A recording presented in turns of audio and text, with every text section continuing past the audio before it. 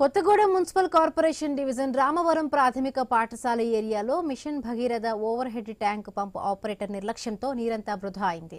Motor బంద్ చేయకపోవడంతో tank నుండి నీటి ప్రెషర్కు wall వద్ద ఎల్ బెండ్ డ్యామేజ్ అయింది. దీంతో నివాసాల ప్రాంతాన్ని భారీ నీటి ప్రవాహం ముంచెత్తింది. ఇంటి ఆవరణంలో రోడ్డుపై బురద పేరుకుపోయింది. నివాసాలకు సమీపంలోకి నీరు చేరడంతో స్థానికులు ఆందోళన చెందుతున్నారు. ఓవర్ హెడ్ ట్యాంకులను తక్షణమే తమ ఇళ్ల మధ్య నుండి తొలగించాలని డిమాండ్ చేశారు.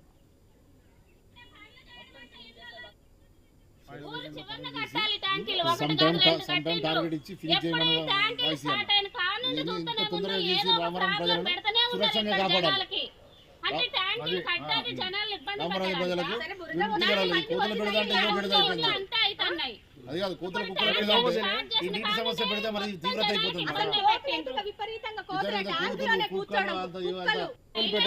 రమ్మనండి అన్ని కూడా రమ్మన టెక్నికల్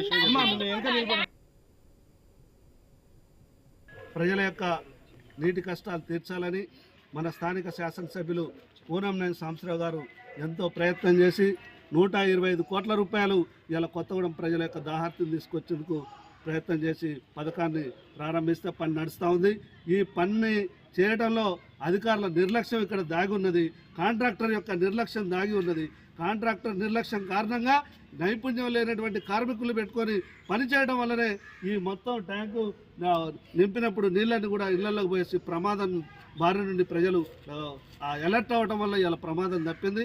కాబట్టి ఈ కాంట్రాక్టర్ ఎవరైతే ఉన్నారో ఆ కాంట్రాక్టరు ఇంకో సబ్ కాంట్రాక్టరు ఇలాంటి పని విధానం వల్లనే ఈ పథకాలు పూర్తి స్థాయిలో ఆ ప్రజలకు అందలేకపోతున్నాయి. ఉత్తరాంధ్రలో ఎండలు